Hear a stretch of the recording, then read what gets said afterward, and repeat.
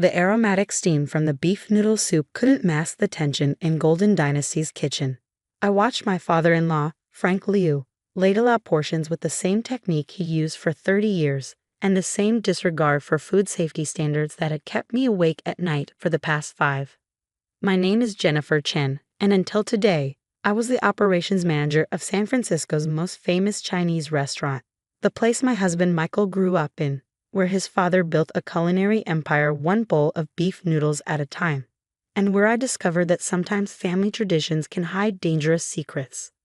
"Too hot in here," Frank complained, wiping his brow with his bare hand before returning to the soup. "Jennifer, turn up air conditioning." "Yes, ba," I replied, using the Mandarin term for father while reaching for the thermostat. I didn't mention that the kitchen's heat was due to the broken ventilation system, a repair he'd refused to approve for months, just like he'd rejected my proposals for food safety training, proper storage procedures, and documented suppliers. The restaurant was packed, as usual. Golden Dynasty's reputation for authentic traditional cuisine drew crowds from across the city. Food critics raved about the old-world cooking methods and secret family recipes. None of them saw what happened behind the kitchen doors. "Big party coming at 7, Michael said, poking his head into the kitchen. My husband managed the front of house, leaving the kitchen to his father's iron control. "Dad, they're food bloggers. They want to film the cooking process." Frank's face lit up. "Good. Show them real Chinese cooking, not this modern nonsense." He shot me a look. "No need for Jennifer's clipboard today." My clipboard, containing health code requirements, temperature logs, and supplier documentation, was seen as an insult to 30 years of restaurant experience. Never mind that I had a degree in restaurant management and 5 years of experience turning failing establishments into successful ones. "The videos will be posted online," I said carefully. "Maybe we should review the food handling procedures." "Enough." Frank slammed his ladle down. "You think your fancy degree knows better than 30 years of success. This is how my father cooked, how I cook, how it's always been done." I bit my tongue, thinking of the documents stored in my private cloud drive. Records of unsafe food storage, unauthorized suppliers, and worse. Things I discovered while modernizing the restaurant's operations. Things Frank had ordered me to ignore. The afternoon passed in a blur of service. I kept one eye on the kitchen operations while reviewing the files on my laptop. The restaurant's 30th anniversary celebration was starting in 2 hours, and something felt wrong. The new seafood supplier Frank had insisted on using, the unusual payment patterns, the unmarked deliveries. "Jennifer." Frank's voice boomed across the kitchen. "Where are you?" "Guests arriving." I closed my laptop and headed to the main dining room, now decorated with red lanterns and gold banners. Local business leaders, longtime customers, and food critics filled the tables. Michael was greeting guests at the door, beaming with pride. Frank took the small stage we'd set up, microphone in hand. "Welcome, friends. 30 years ago, I started Golden Dynasty with my father's recipes and a dream. Today, we celebrate not just a restaurant, but a tradition of authentic Chinese cuisine." Applause filled the room. I stood near the kitchen doors, watching the servers distribute special anniversary dishes. Something caught my eye. The new seafood dish didn't look right. The color was off, the texture strange. "And now," Frank continued, "I want to thank my son Michael for carrying on our legacy. He understands the importance of tradition, of doing things the right way." More applause. Michael joined his father on stage, earning proud claps on the back. But Frank's voice turned serious. "Not everyone appreciates our traditions. Some people," his eyes found me, "think they know better than generations of experience, think that papers and regulations are more important than family knowledge." My heart started racing. This wasn't just a celebration speech. "That is why today, I must make a difficult announcement. Jennifer Chen is no longer part of Golden Dynasty's management. Her modern ideas and disrespect for tradition have no place in our family business." The room fell silent. Michael looked shocked. He hadn't known. 2 security guards appeared beside me, hired for the event but apparently with other instructions. "Bye." I stepped forward. "The seafood tonight." "Escort her out," Frank commanded. "And make sure she takes all her clipboards and regulations with her." As the guards led me toward the door, I caught glimpses of satisfied smiles among the guests. Of course, They'd heard Frank complain for months about his foreign daughter-in-law trying to change his traditional methods. They thought this was justice. In my office, I quickly emailed myself crucial files before the guards could stop me.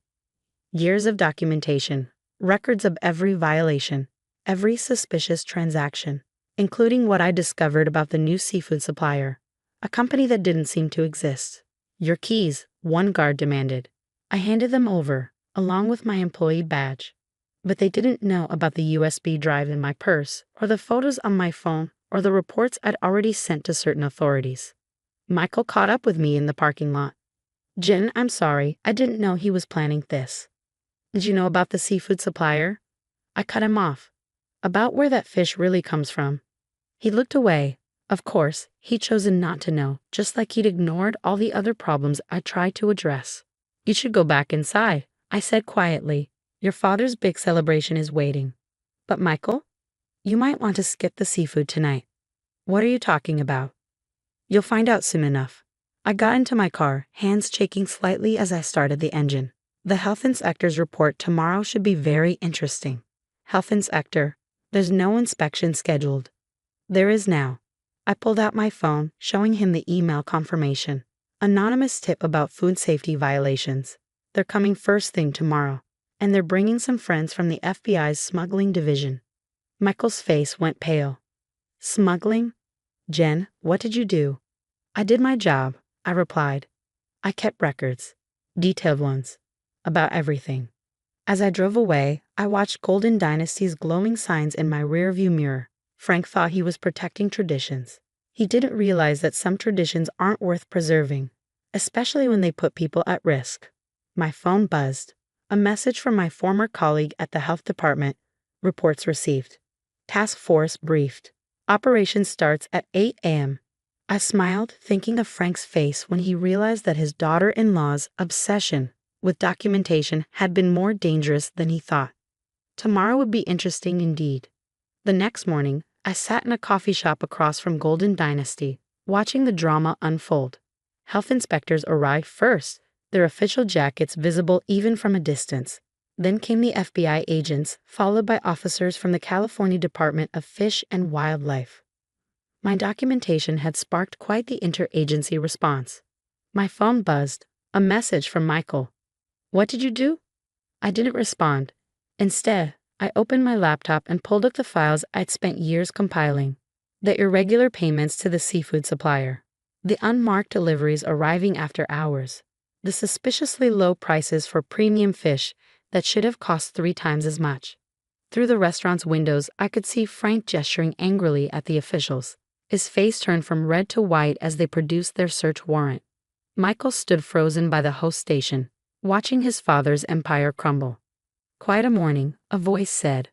I looked up to see Linda Martinez, my former colleague from the health department, sliding into the seat across from me. Your documentation was thorough. 5 years of records, I replied, turning my laptop to show me. Every violation, every suspicious transaction, every food safety risk, including where that seafood really came from. Linda nodded at me, endangered species trafficking. The FBI's been trying to crack the smuggling ring for months. They just needed proof of who was involved. And I had all the proof they needed, I said quietly, watching more officials enter the restaurant. Right down to the delivery schedules and payment patterns. My phone kept buzzing, messages from family members, restaurant staff, even food critics wanting comments. I ignored them all. The truth would come out soon enough. Inside Golden Dynasty, the inspection team was doing their work. Health code violations were documented. Food samples were collected. Financial records were seized. And in the walk-in freezer, behind boxes of Frank's specially sourced seafood, they found exactly what I knew they would: containers of illegally imported fish, including protected species. By noon, the story had hit the local news. Famous Chinese restaurant raided. Health violations and smuggling allegations. Food bloggers who'd praised Golden Dynasty's authentic traditional cuisine were now frantically deleting their old reviews. Jennifer. Frank's voice boomed across the street. He'd spotted me through the coffee shop window and was storming over, face twisted with rage. You betrayed your family, destroyed our business. I stood calmly as he approached, aware of the health inspectors watching. No, bye. You destroyed it yourself. I tried to help you do things right, but you chose to put people at risk. Risk? He scoffed. 30 years, no problems. Your American rules, your paperwork, that's the real risk to our traditions. Traditions? I pulled out my phone, showing him photos I'd taken of the kitchen violations. Was it tradition to store raw meat at unsafe temperatures? To buy from unlicensed suppliers? To smuggle endangered species? His face paled slightly at the last accusation. You don't understand. I understand perfectly. I cut him off. You thought rules didn't apply to you. That your experience meant you could ignore food safety, ignore the law. Now you'll face the consequences. Michael appeared behind his father, looking shell-shocked. Jen, please, there must be some way to fix this. I softened slightly at my husband's distress. Actually, there is, but it will require real changes, not just cosmetic ones. I pulled out another file from my bag, a complete business restructuring plan I prepared months ago. New management structure, modern food safety protocols, legitimate suppliers, real training for staff, and most importantly, complete transparency in operations. Frank started to object, but Michael grabbed the file. What's the alternative? Prison time for endangered species trafficking, I said bluntly. Complete shutdown of the restaurant, loss of all licenses. Is that what you want for your father's legacy? The next few hours were intense. In a private room at the coffee shop, we negotiated with health officials and FBI agents. My detailed records of the smuggling operation proved valuable enough that the authorities were willing to work out a deal. In exchange for cooperation in breaking up the larger trafficking ring, Golden Dynasty could survive under new management and strict oversight. Frank raged, threatened, and finally broke down in tears. 30 years of doing things his way, and now his daughter-in-law had forced him to change. But when faced with the alternative federal prison, he signed the agreement. The restaurant closed for a month of complete renovation. Every piece of equipment was replaced or thoroughly cleaned. The staff underwent intensive food safety training. New suppliers were vetted and documented, and most importantly, the management structure changed. I returned as Chief Operating Officer with full authority over kitchen operations. Michael became CEO with his father moved to an advisory role focused on menu development, under proper oversight. The health department conducted weekly inspections for the first 3 months, which we passed with flying colors. When Golden Dynasty reopened, it was transformed. The dining room still held its traditional charm, but the kitchen was a model of modern food safety. We kept the beloved recipes but prepared them safely. Customers returned, drawn by the promise of authentic cuisine that they could trust. Surprisingly, it was Frank who adjusted best to the changes. Once he saw that we could maintain quality while following regulations, his resistance faded. He even started bragging about our perfect health inspection scores to other restaurant owners. You were right, he told me one evening, 6 months after the raid. We were reviewing recipes, documenting each step properly.